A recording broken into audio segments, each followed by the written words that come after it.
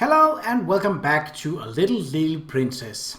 In the last episode, we got to know the not so high and mighty Jessie better.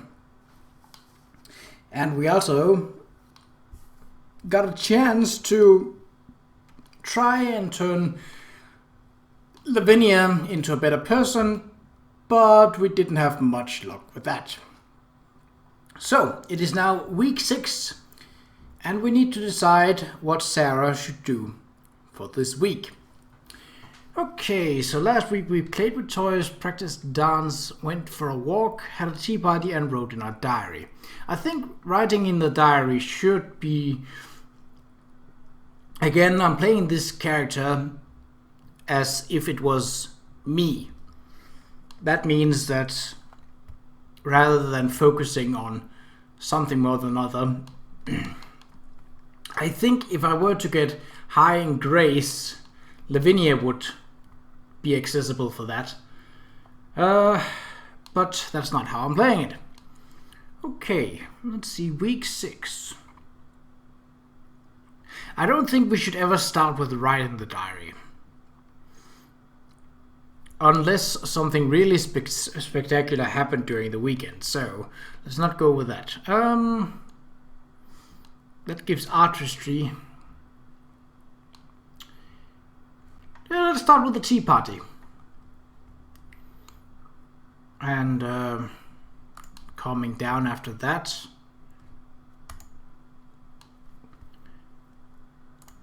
Yeah, I think this is the way to do it. Okay.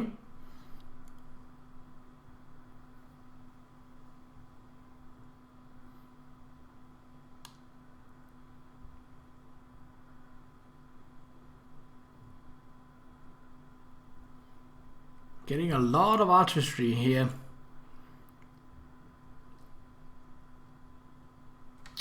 And nothing in grace.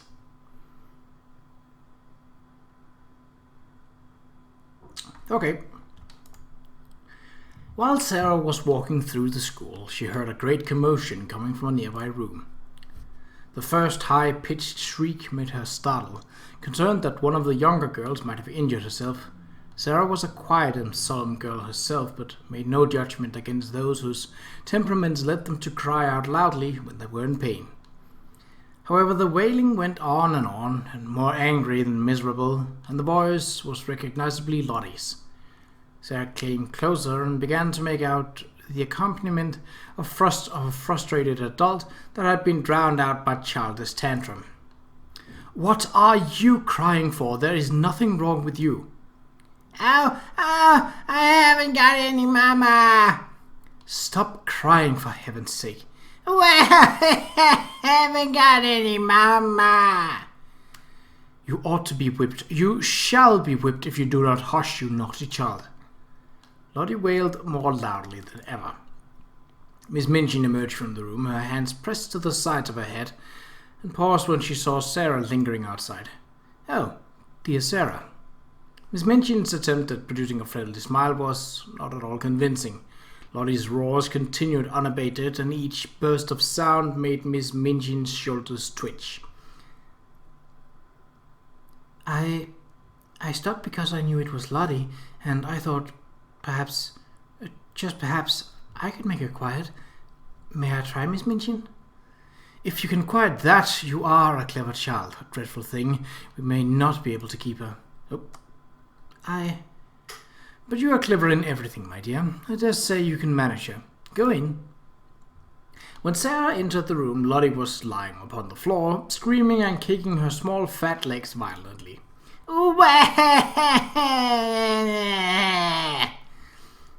Sarah stood by the howling, furious child for a few moments and looked down at her without saying anything. Then she sat down flat on the floor beside her and waited. Except for Lottie's angry screams, the room was quiet. This was a new state of affairs for Lottie, who was accustomed to hearing other people protest, implore, and command and coax her by turns. To find that the only person near her did not seem to mind in the least how she kicked and screamed was unusual, and it made it necessary for her to pause her sobbing in order to see what was going on. She opened her tight-shut, streaming eyes to see who this person was and found that it was only another little girl. But it was the one who owned Emily and all the nice things. Sarah looked at Lottie quite curiously, but said nothing. Lottie sucked in a gulp of air, but the noise she made sounded rather half-hearted. "I haven't any mama." "Neither have I." Lottie blinked rapidly at this unexpected answer. Her legs and arms ceased their kicking and lay flat against the floor. Where's your mama?" "She went to heaven, but I'm sure she comes out sometimes to see me, though I don't see her." "So does yours. Perhaps they can both see us now. Perhaps they're both in this room." "Here!" Lottie sat bolt upright and looked around. Seeing nothing, her face began to scrunch up again. "We can't see the people who live in heaven, even when they come to visit us. They travel like wind or sunlight. You can only feel them for a moment if they touch you, and then they're gone. They can go anywhere in an instant, but most of the time they just stay above. Their land is full of lilies, fields and fields of lilies, and when the soft wind blows over them, it wafts the scent of them into the air. And everybody always breathes it, because that soft wind is always blowing, wind and sunlight, and the streets are always shining. And little children run about in lily fields and gather armful of them, and laugh and make little wreaths to wear on their heads, or spin cloaks and dresses of soft lily petals. The petals never go dry or brown, but when the children grow tired of them, they toss the petals into the air and they turn into clouds." Lottie had by now quite forgotten to cry and was leaning forward, hanging on every word that Sarah spoke. "In that shining city, people are never tired however far they walk. They can float anywhere they like. And there are walls made of pearl and gold all around the city, but they are low enough for people to go and lean on them and look down onto earth and smile." "Oh, I want to go there. I haven't any mama here." Sarah saw the danger signal and took hold of Lottie's hand with a coaxing little laugh. "I'll be your mama in school. We'll play that you are my little girl, and Emily shall be your sister." "Shall she?" "Yes, let's go in and tell her, and then I will wash your face and brush your hair, and both of us shall have a little bit more family." Oh, that was kind of sweet. So last time we did Jessie, but we don't have enough grace. Oh, she actually, for this time, requires more grace than Lavinia. Interesting. Well, I don't think, even though this is what happened for Sarah, I don't think I would go down this direction of Lottie. Like, it's a lot of responsibility, and Lottie also seems a bit spoiled, even though she probably has her problems. Let's go for Ermengarde St. John. Ermengarde sat contentedly on the floor of Sarah's room, listening to her read from one of her storybooks. And then he offered to take her away to his father's court, where he would make her his bride. The maiden adored the prince, whose company had charmed her for so many hours, but she could not bear to leave her sisters without first telling them farewell. She bade the prince to leave and return again the next day to the place in the woods where they had met. Sarah did not read the words exactly as they were written, but put her own little touches upon the story to make it turn out the way that she preferred. It was not quite the same as telling her own stories, but Ermengarde still seemed nervous at the idea of stories that had not come from books at all. It was a first step. Once he had gone, she rushed back to her home to take up her work at the wheel, planning to spin twice as fast to cover for her absence. But when she sat down at the wheel, she was dismayed to find that her magic gold thread had lost all its brightness.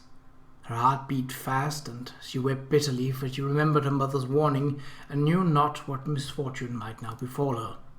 She was so afraid that she would be punished for what she had done that she ran away without telling anyone what had happened, not even her beloved sisters. She ran through the woods looking for her prince, but he was on horseback and long since gone.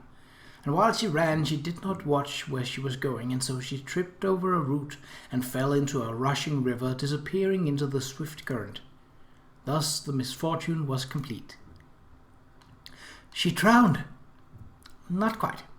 Sarah continued her story, how the maiden was transformed into a golden water lily who sang in her sorrow, and now she was at least restored to life by the love, and how she was at last restored to life by the love of her sisters. Ermengarde sighed in contentment. When I hear stories in your voice, I can almost see them happen. You're much better than the books. But what about the prince? Doesn't he marry her in the end?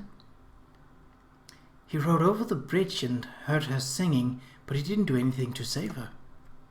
It was her sisters who loved her enough to look for her when she was lost. I thought princes were always heroes.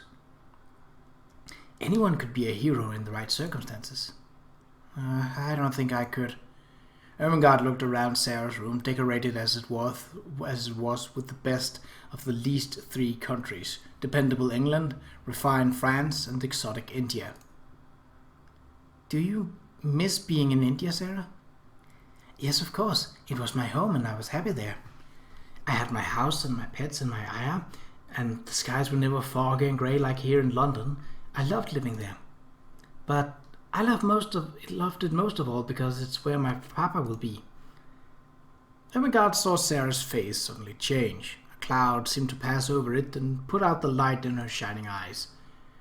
She drew a breath in so sharply that it made a funnily sad little sound, and then she shut her lips and held them tightly closed, as if she was determined either to do or not to do something. Have you a pain? There was a moment of silence in which Ermengarde worried that she might have spoken out of turn, but at last Sarah answered. Yes, but it is not in my body. Her voice was low and somewhat unsteady. Do you love your father more than anything else in the whole world? Ermengarde's mouth fell open a little. She knew that it would not be correct for a respectable child at a select seminary to say that she did not adore her father, could not imagine being even so much as fond of him. I scarcely ever see him. In fact, she did her very best to avoid being left alone in his company for more than a few minutes.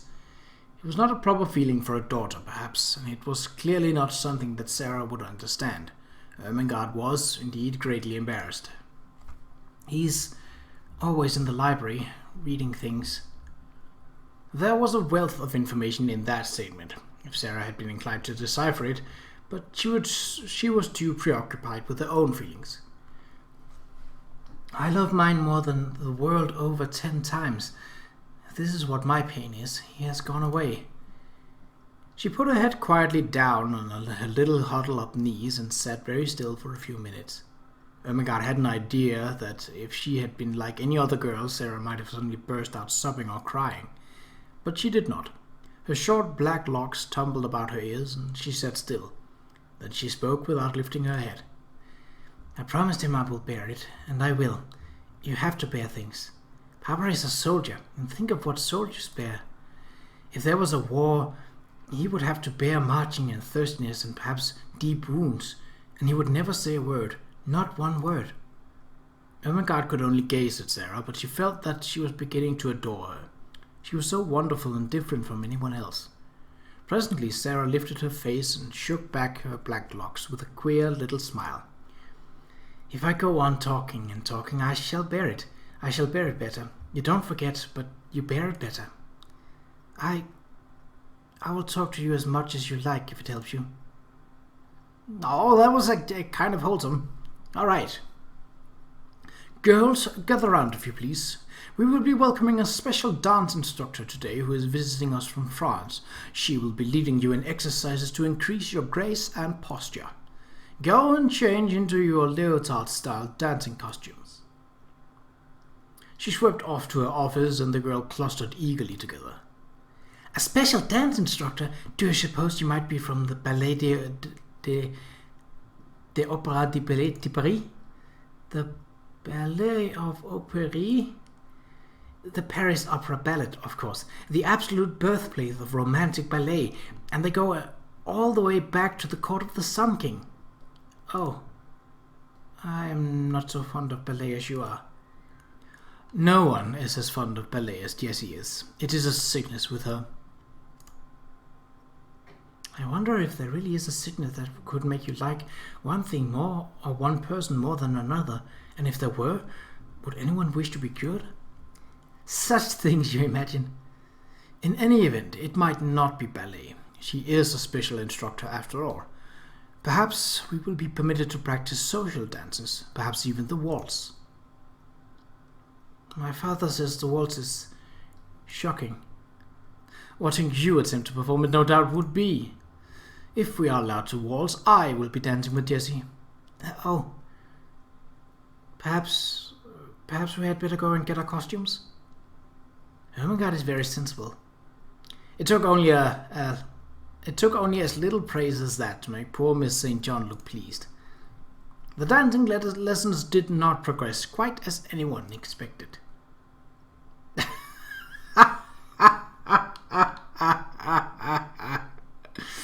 Oh, Lottie.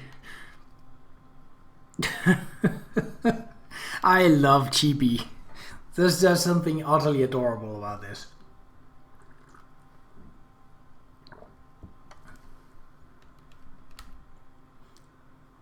This might actually be good for a thumbnail. At least it's better than the old grey one. So, I do not see how this can be described as dancing. It is preparation for dancing. We are learning to stretch and relax our bodies so that we may move more naturally. It's French.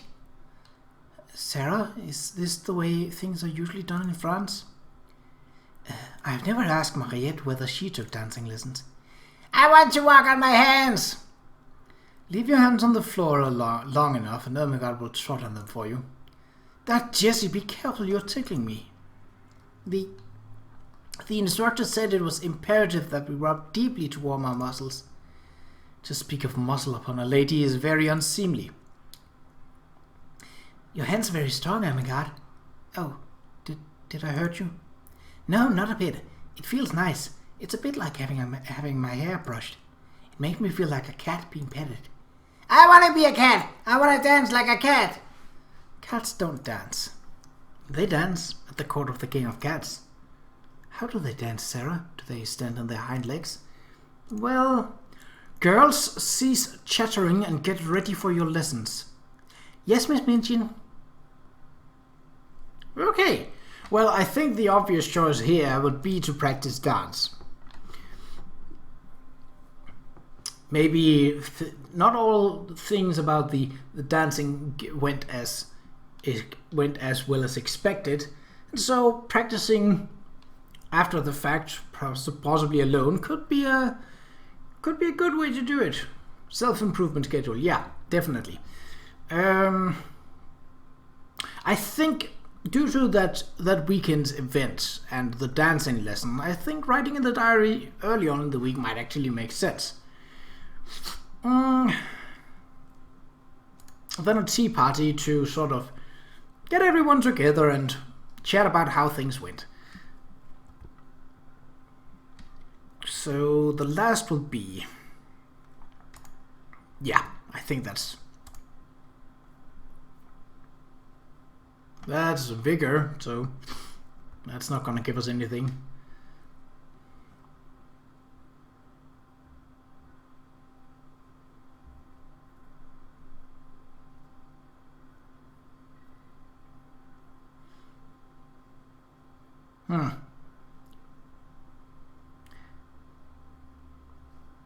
Well, we got one more knowledge, and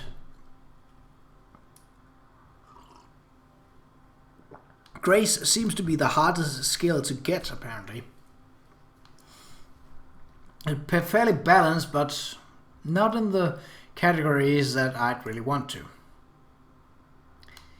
Are you well, ma petite? Yes, I'm only feeling a little tired. The days have been growing warmer, but the air never feels the same as what it did in India. I suppose Ermengarde is right, and it is the smell of London. Even if I cannot distinguish one scent above the others, that would mean London must always be there. As I am. Bon courage, mademoiselle. I have something here which will brighten your day. A letter from Papa. Oh, merci, Mariette. Merci beaucoup. She did not open it at once, but pressed the envelope to her chest. My papa sent this. It has been in his hands. If a letter can come from his hands into mine, then we are never so far apart." At last she took out the paper and began to read. "My dear little missus, here I am once again in Bombay. I have little to tell you of my adventures, for no sooner did I reach my home than I began thinking of you and putting pen to paper. Therefore, I have seen little since I left you other than ships, and you remember those." Sarah closed her eyes and let herself remember the voyage from India, the big ship, the lascars passing silently to and fro on it, the children playing about on the hot deck. There had been women on board, the wives of some young officers who had invited Sarah to take tea with them, and delighted in making her speak her unusual thoughts. But most importantly, there had been her papa.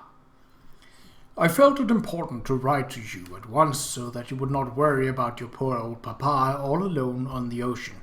All is well, I am returned, and life here is remarkably unchanged in my absence. Now, it is your duty to let me know all that had happened since I left you, all the new friends you have made, the books you have read, and the sights you have seen in London. Do you remember Colonel Grange and his little girl Isabel? In a year she will be old enough that she must leave for England as well. I am relying on your advice to tell her what to expect in her schooling. Give my regards to Emily and any companions she may have acquired. Yours always, your loving papa." Sarah held the letter in her hands, already beginning to imagine the many things she might write in response. "I love you too, Papa." And that is where we will end this episode. Now let's take an event up. We don't have the patience for Omega. Huh. Well, what do you know? I still wonder who that sixth person is. I think reflecting upon what have just happened with her housemate might not be a bad idea. Come and see, come and see. Ah, mademoiselle, you do not need to talk at me. It is a promise I will follow. Her hand still held in Sarah's, Mariette stepped into the classroom. I'm very sorry. I was too excited. That is quite all right then. Now, what was it that you wished to show me? Well, as it happens, it is more what I wished for you to show me. Miss Minchin keeps a globe in the schoolroom. I was hoping that you could show me where in France you were born. Ah, if it please you, mademoiselle.